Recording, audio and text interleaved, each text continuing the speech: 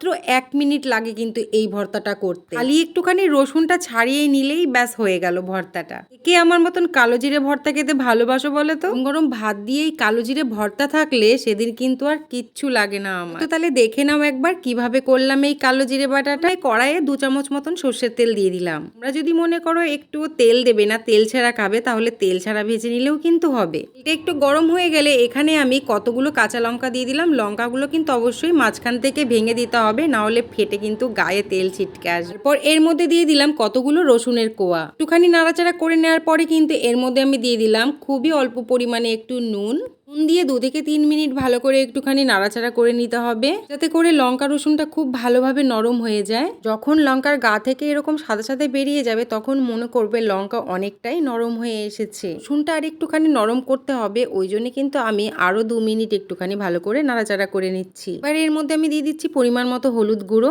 ওই হাফ চামচ মতন দিলাম। হলুদটা দিয়ে আরো 1 থেকে 2 মিনিট খুব ভালোভাবে একটুখানি নাড়াচাড়া করে নিচ্ছি। আমাদেরকে তো ভালো করে বললামই না আমি আজকে কিসের ভর্তা করছি। আমি করছি কালো জিরে ভর্তা। আমারও ঠিক 1 মিনিট আগে এখানে কিন্তু আমি 2 চামচ মতন কালো জিরে দিয়ে দিলাম। কালো জিরেটা দেওয়ার পর কিন্তু 1 মিনিট নাড়াচাড়া করে তারপর কিন্তু এটা নামিয়ে দেব।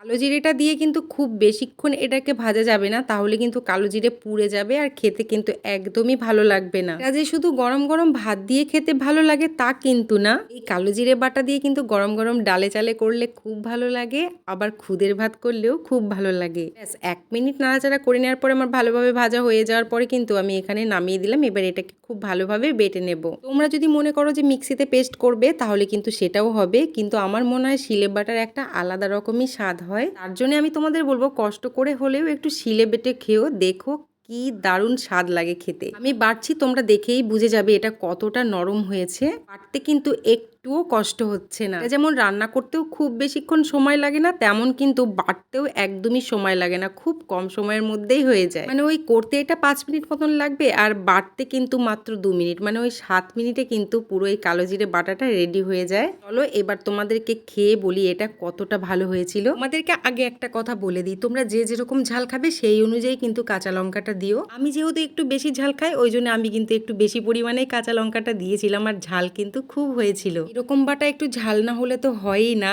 যদি এইরকম বাটা থাকে তাহলে সেই দিন আর কিচ্ছু লাগে না। এই জন্য আমি তোমাদের বলবো একবার হলেও এটা কিন্তু তোমরা করে খেও, দেখো দারুণ লাগে খেতে, একদম কম সময়ে কিন্তু এটা হয়ে যায়। এইরকম কালো জিরে বেটে কিন্তু খাওয়া শরীরের পক্ষেও খুব উপকার। তাহলে আজকের মতন ভিডিওটা এখানেই শেষ করছি, আবার দেখা হবে নেক্সট ভিডিওতে। আমার ভিডিও ভালো লাগলে লাইক করো, কমেন্ট করো, শেয়ার করো, অবশ্যই অবশ্যই আমার পেজটাকে ফলো করে দিও। টাটা।